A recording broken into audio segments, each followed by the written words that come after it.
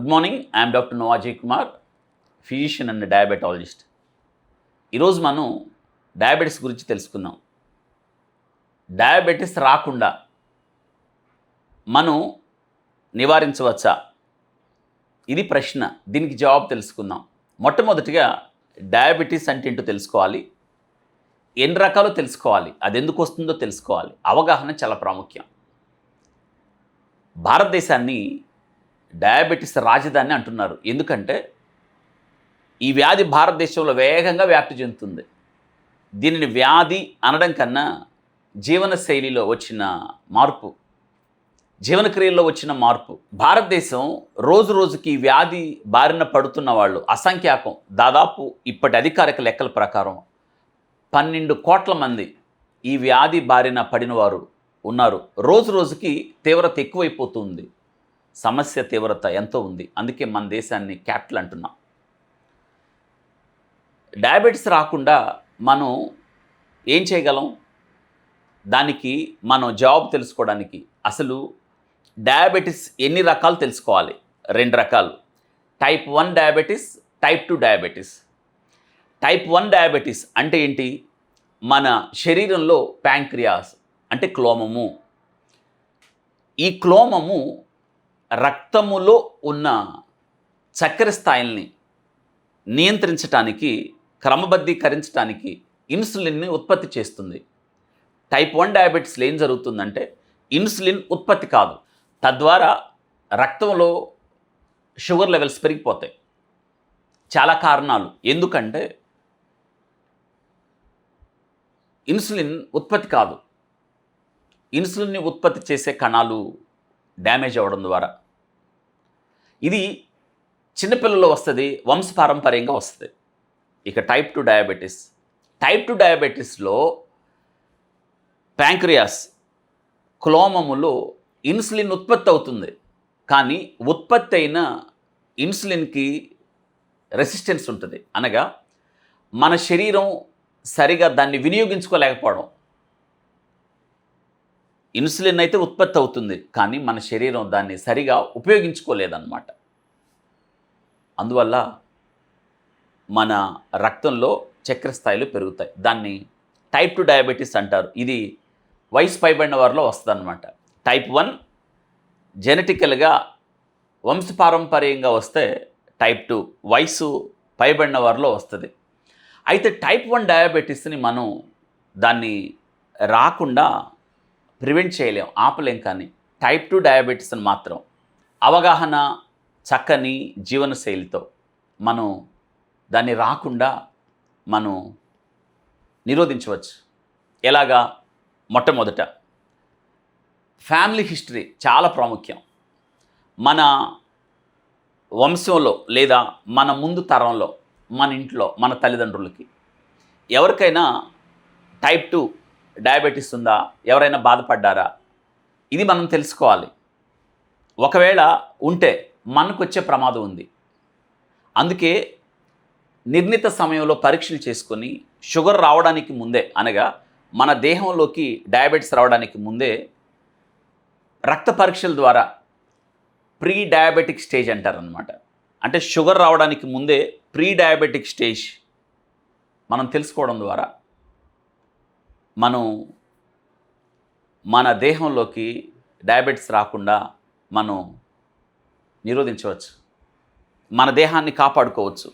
కాబట్టి దీన్ని genetic risk అంటారు. ఇది ఖచ్చితంగా అవగాహన తెచ్చుకోవాలి. ఇంట్లో మదర్ ఫాదర్కి ఉంటే రావడానికి ఎక్కువ అవకాశం ఉంది. ఇంట్లో మదర్కి కానీ ఫాదర్కి కానీ ఒక్కరికే ఉంటే ఇంకొంచెం అవకాశం తక్కువ. కాబట్టి ఈ అవగాహన చాలా ముఖ్యం. ఒకవేళ ఎవరికైనా ఉంటే మన జీవనశైలి మార్చుకోవాలి. కుటుంబ జన్యు క్రమంలో మనకి ఒబేసిటీ అంటే బరువు పెరగడం, ఇది కూడా వంశపారంపర్యంగా వస్తే ఈ డయాబెటీస్ రావడానికి ఎక్కువ అవకాశం ఉంది. కాబట్టి జీవనశైలిని మార్చుకోవడం, బరువు తగ్గించుకోవడం, ఫ్యామిలీలో ఎవరికైనా ఉంటే పరీక్షలు నిర్వహించుకోవడం, శ్రద్ధ తీసుకోవడం, అవగాహన పెంచుకోవడం ద్వారా రిస్క్ని తగ్గించుకోవచ్చు. ఇక రెండో విషయం, ఆరోగ్యకరమైన ఆహారపు అలవాట్లు. డయాబెటీస్ రావడానికి ఇది చాలా కారణం. మనం తీసుకునే ఆహారం మన దేహం మీద తీవ్రమైన ప్రభావం చూపిస్తుంది. మనం అధికంగా తెల్లని ఆహార పదార్థాలు, తెల్లని బియ్యం, మైదా, తెల్లని దుంపలు, చక్కెరలు, ఉప్పులు, ప్రాసెస్డ్ ఫుడ్స్, తర్వాత ప్యాస్ట్రీస్, క్రీమ్స్ ఇవి ఎక్కువగా తీసుకుంటే ఒక్కసారి మన రక్తంలో చక్కెర స్థాయిలు పెరుగుతాయి. కాబట్టి వాటికి దూరంగా ఉండడం ద్వారా మన రక్తంలో చక్కెర స్థాయిల్ని అమాంతంగా స్పైక్స్ పెరగడమే కాకుండా బరువు నియంత్రణలో ఉంటుంది. వాటికి బదులు మనం గోధుమలు, మిల్లెట్స్, సజ్జలు, మిల్లెట్స్ అంటాం, బ్రౌన్ రైస్, తర్వాత ఫైబర్ ఎక్కువగా ఉండే ఆహార పదార్థాలు, కూరగాయలు, ఆకుకూరలు, పండ్లు వీటిని తీసుకోవడం, fast foods, processed food, oil ఎక్కువగా ఉన్నవి, నూనెలో ముంచిన వస్తువులు తీసుకోకుండా ఫైబర్ ఎక్కువ ఉన్న ఆహారం తీసుకోవడం, లో గ్లైసిమిక్ ఇండెక్స్ గురించి అవగాహన కలిగి ఉండడం, అనగా మనం తీసుకున్న ఆహారం జీర్ణమయ్యి రక్తంలో ఒక్కసారి షుగర్ స్థాయిలు పెరిగే స్థితి, దాన్ని గ్లైసిమిక్ ఇండెక్స్ అంటారు. తక్కువగా ఉండేవి ఆహార పదార్థాలను మనం ఎన్నిక చేసుకొని తినడం ద్వారా మన డయాబెటీస్ వచ్చే రిస్క్ని తగ్గించుకోవచ్చు. ఇక మూడవది రెగ్యులర్ ఫిజికల్ యాక్టివిటీ. రోజు వ్యాయామం తప్పనిసరి. రోజుకు కనీసం 30 నిమిషాలు నడక, వ్యాయామం మీకు ఎలా వీలైతే మీ వయసును బట్టి చేయడం చాలా మంచిది. ఏరోబిక్స్ ఎక్సర్సైజ్, వాకింగ్, ఖచ్చితంగా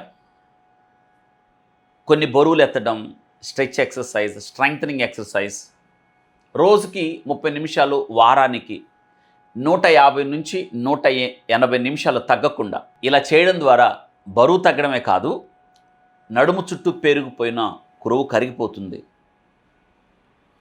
న్యాచురల్గా ఇన్సులిన్ ప్రొడ్యూస్ అవుతుంది, మన ఇమ్యూనిటీ బూస్ట్ అవుతుంది, మనకు ఫిట్నెస్ వస్తుంది. కాబట్టి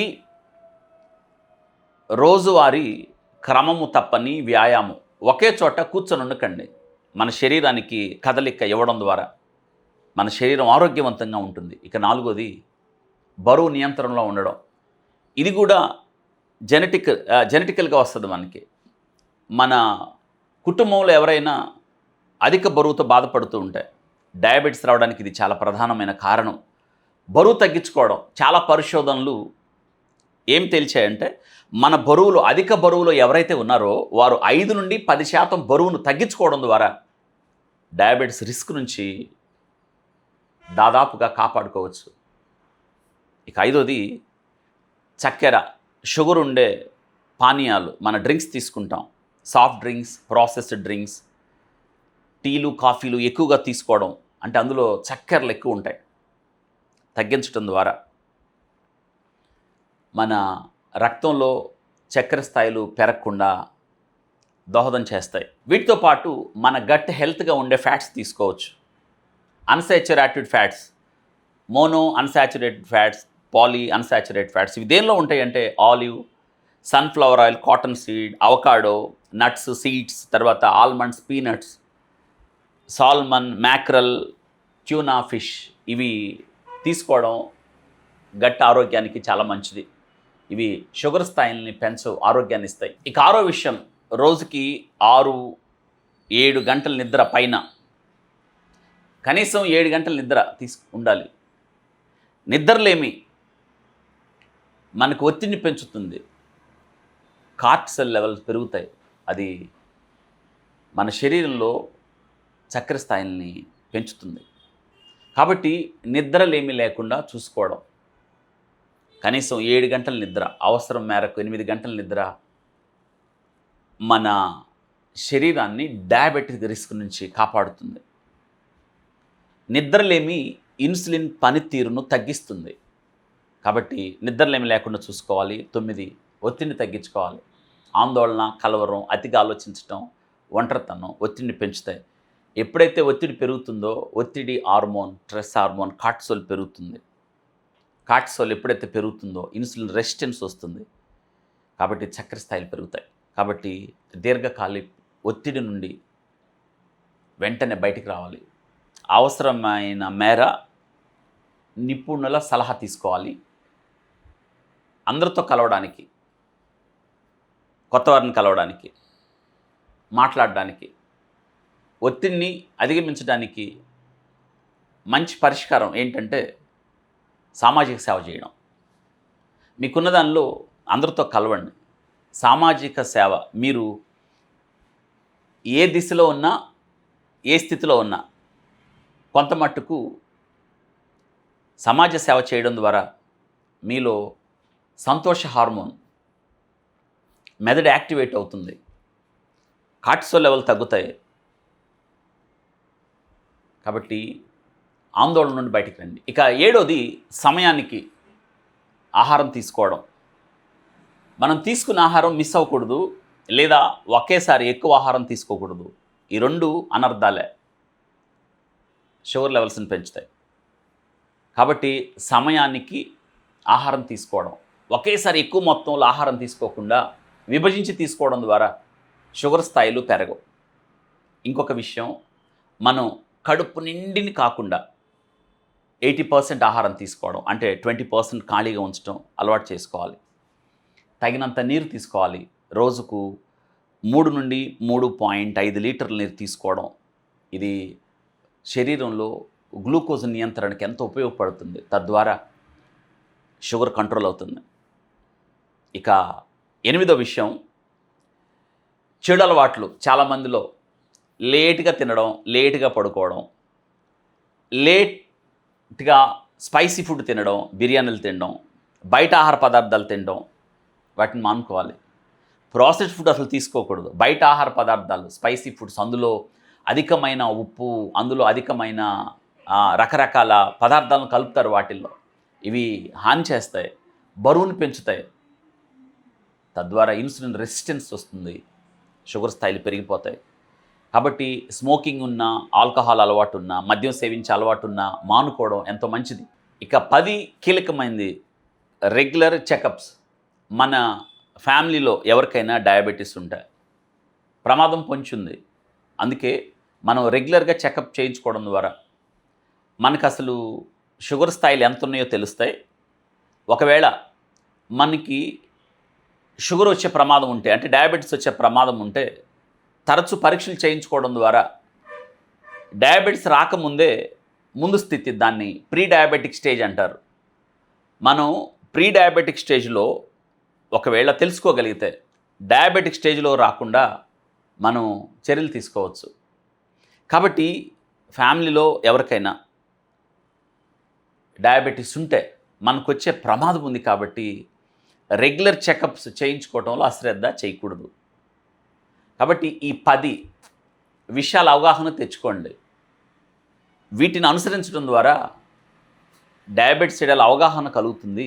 ప్రత్యేకంగా డయాబెటీస్ రాకుండా మనం ఏం చేయగలము అన్నది మనకు అవగాహన కలుగుతుంది. తద్వారా నివారించడానికి అవకాశం ఉంది.